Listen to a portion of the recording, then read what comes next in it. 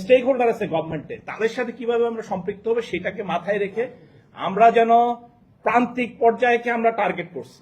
What ever সংস্কারের যে আমরা কার্যক্রমগুলো নিচ্ছি, গ্রাসরুট লেভেলে এটা ইম্প্যাক্ট কি তৈরি করবে সেটাকে মাথায় রেখে আমরা পুরো বাহিনীটাকে, যে একটা গণ প্রতিরক্ষা বাহিনীর যে শেপ হয়, সেই শেপটা কিভাবে কন্ট্রোল করতে হবে, আদেশ নিয়ন্ত্রণ কাজ করতে হবে, তাদেরকে ফ্যাসিলিটেট করতে হবে, সেভাবে আমরা এই সংস্কারগুলোকে ডিজাইন করে আগায় নিয়ে গেছি। এবং এটা করতে গিয়ে আমাদের যে ভিশনটা আমরা সাজাইছি সেখানে তিনটা মৌলিক দাগে ছিল। একটা ছিল আমরা তৃণমূল ভিত্তিক যে আধুনিক রূপান্তর, যেটা আপনারা যারা আজকে ওখানে একটু ঘুরে দেখে আসছেন, এটা একটা token only, there are many things other সাইডে। যে আধুনিক রূপান্তরটা আমরা নিজেদের উদ্যোগে করতেছি।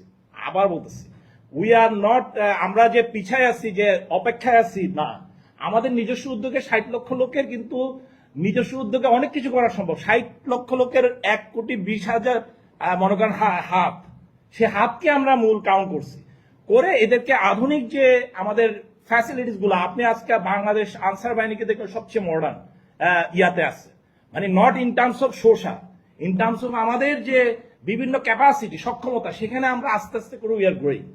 তো ওইটা আমাদের টার্গেট করে, এবং আমাদের যে এত গরিব যারা মার্জিনাল লিভিং স্ট্যান্ডার্ডে থাকে, তাদের জন্য আমরা সঞ্জীবন একটা প্রকল্প চালু করেছি ওয়েলফেয়ার ট্রাস্টের আন্ডারে।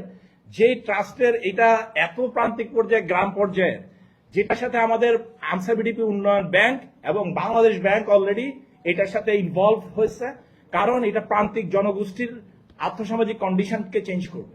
সেই টার্গেট করে it is a new model, যেটার উপরে আমরা আলাদা একটা সেশন করব, যে সেমিনার করব, যেখানে আপনারা জানতে পারবেন how it is design. This is a new global model as well, যেটা আপনাদেরকে আলাদা করে বুঝাইতে হবে।